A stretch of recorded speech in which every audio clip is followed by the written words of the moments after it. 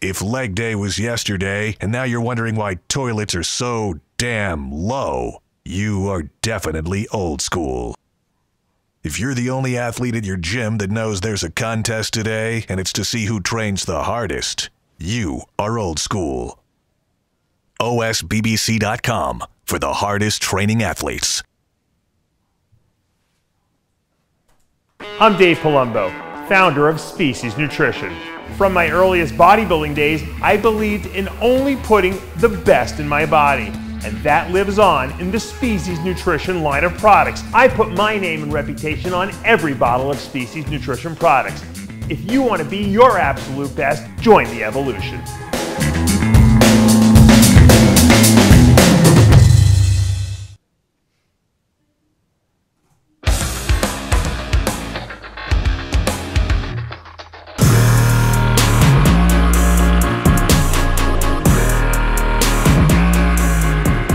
Welcome back to RXMuscle's Iron Road to the Olympia 2020, brought to you by Species Nutrition. I'm Dave Palumbo, and today we are joined by our New York Pro champ, Iain Valliere. Welcome back to the show, and I got to just tell you, I was looking at your Instagram, and you got a crazy freaking lat spread up there that just blew my mind. Thanks, man. Thanks for having me on the show, guys. I always appreciate being on. I love that lat. I think you got one of the best front lat spreads in the business. Very Dennis Wolf-esque, reminds me of. Yeah, it's a shot I think I really stand out in. So it's I think the improvements will definitely show for this Olympia. So I'm excited. You have one of the you have a very big structure, and I think structurally on an Olympia stage, structure on an Olympia stage is very important. I think that's why Wolf always did good. I think why Gunther Schlittkamp back in the day did good on the Olympia stage, because of that huge imposing structure when he's standing up there, with the top, guys in that lineup. That's going to make you feel pretty confident going into the show. I know we've talked about nerves, but now you're kind of getting seasoned up there. Do you feel comfortable and confident going into this year's Olympia as a guy that can do some damage? Yeah, no, I feel very confident. I mean, after kind of the Tampa Pro, I kind of worked out the nerves after that one. I came back for a good New York Pro showing. Yeah. I think I put in a lot of good work and made some significant improvements. And from a structure side, yes, I do have a big structure. So the biggest thing for me has just been making sure that I fill that structure out well, which I think I'm well on the way towards. And, this is bodybuilding. It's always going to be an ongoing process. But I think there's, outside of a couple of guys, I don't think there's many guys that I'm going to stand next to that are going to make me look small.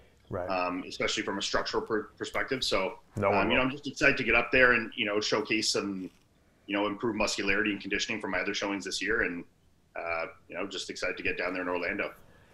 Tony Freeman used to say, just put me next to him. That was his classic line. Every Olympia he showed up, because he had that crazy X-frame, great, structure too.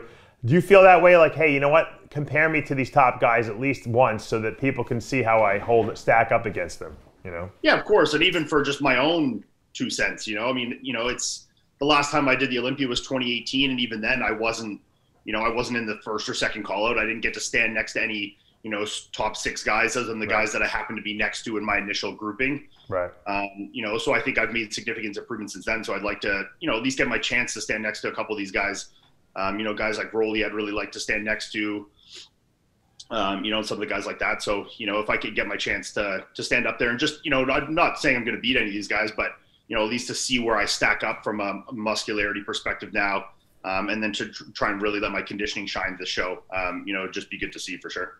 Now, when you get called out in the first call out, for people who haven't competed really, okay, or for people who haven't competed at a high level, and I haven't been as high as you, obviously, but there's like a little adrenaline boost when you hear your name called in that top 5 call out, and obviously when you put in the middle, I have to imagine it even feels even more elation.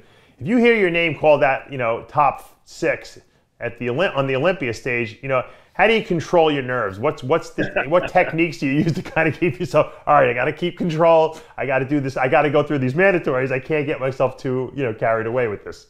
Yeah, no, I think that would be an excitement from a good perspective, not like from a nervous energy. I think I'd be just so excited. My confidence would be at such a sky high hearing myself in the top 6. I don't think there'd really be not much you could do to to knock me down at that point from a mental perspective. So that would be so exciting. And it's obviously a dream for any of us, but bodybuilders to make a first call at Olympia. So I don't know if I'm there yet, but I'm certainly going to try my best this year, and we'll see where the chips fall, right? Look, I think you got the tool set to do it because, you have the size, you have the structure, and on an Olympia stage, I think your physique holds up better than some of the smaller guys who maybe, the guys that win pro shows during the year because of the lineup they're against. But when we get to the big boys, so to speak, the big structures do well. I think that's why Steve Kuklo really stacks up good also in these lineups, because he's so big structure-wise. Even though, he may not look as dominant in the smaller shows, he looks much better when I see him in the Arnold Classic stage or when I see him on the Olympia stage.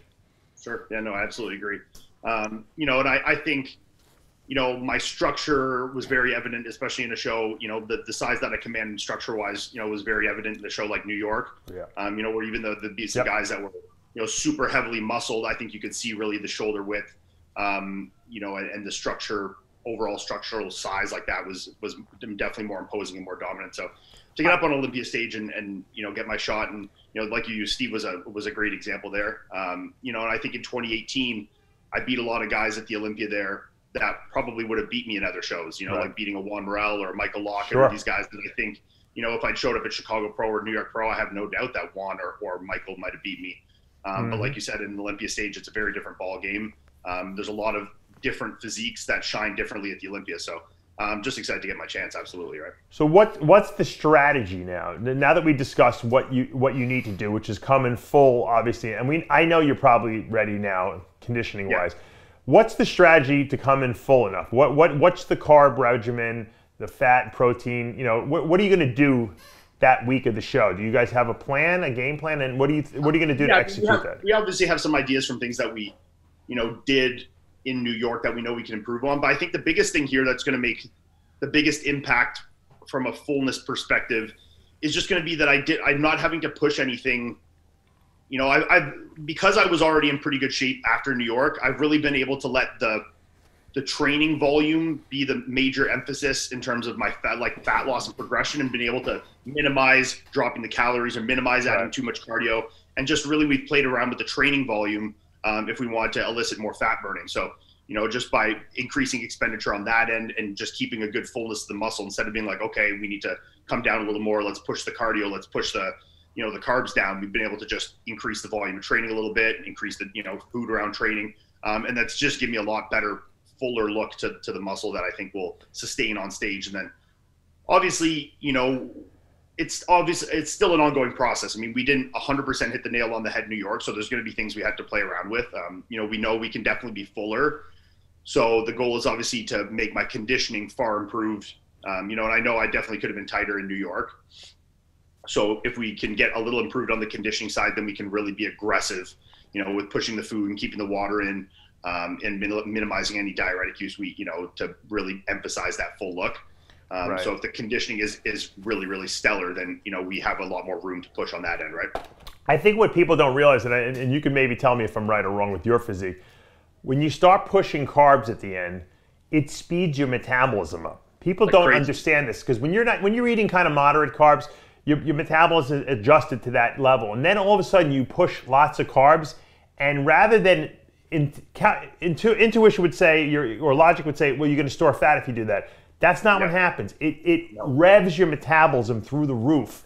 And what happens is your body starts using the carbs for fuel rather than storing them as glycogen, and then you get stuck and you can't fill out.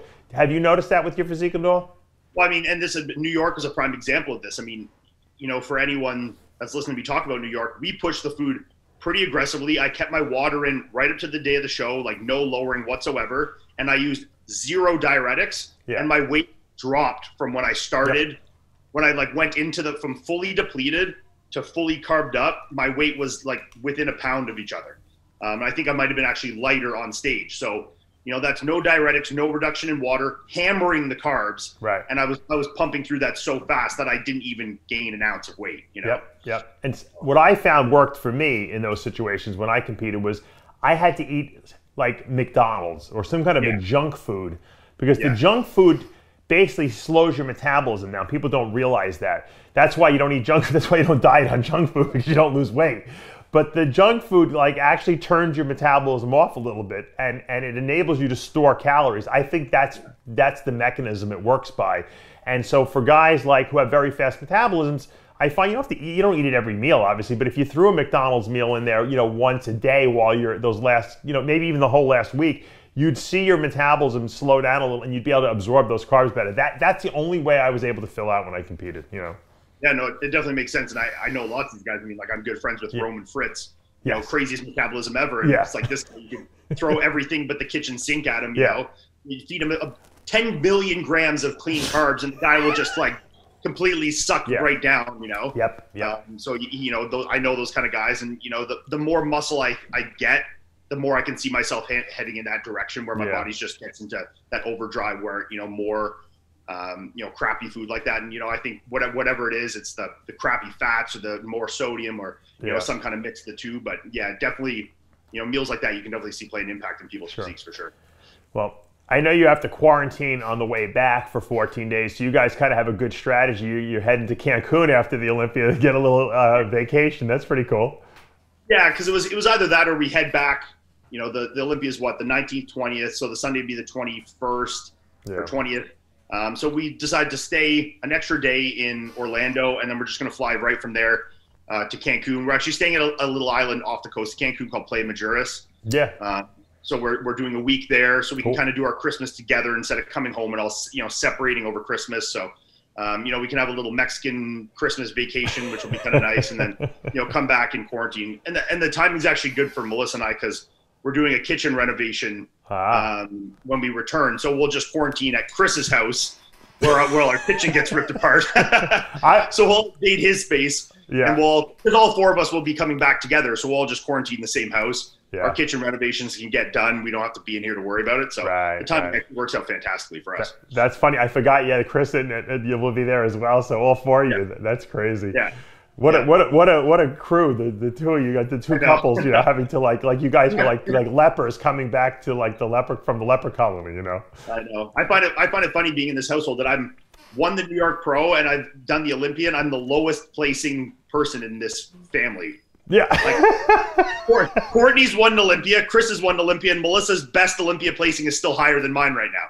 That's crazy. Because I came 14th in 2018. She came 12th the last time she did the Olympia. So as long as I got to place over 12th this year, just to one up on her this year. That is crazy. Yeah, I didn't even think about that. Holy mackerel! You're the loser in the family. I'm a New York Pro champion. I'm the worst competitor in my whole household. Well, Iain, best of luck, man. It sounds like you're in a good mental state, and I think that this is going to be a big Olympia for you. I think you have a chance to really make a good mark for yourself, and you've worked hard this year. It was a difficult year to compete, obviously, and especially with you having to travel from Canada. So I think it's going to pay off for you when you leave. I was going to say Vegas, but when you leave Orlando this year. No, I'm super excited, and thanks for the support, Dave. So I appreciate it, and I look forward to getting down there.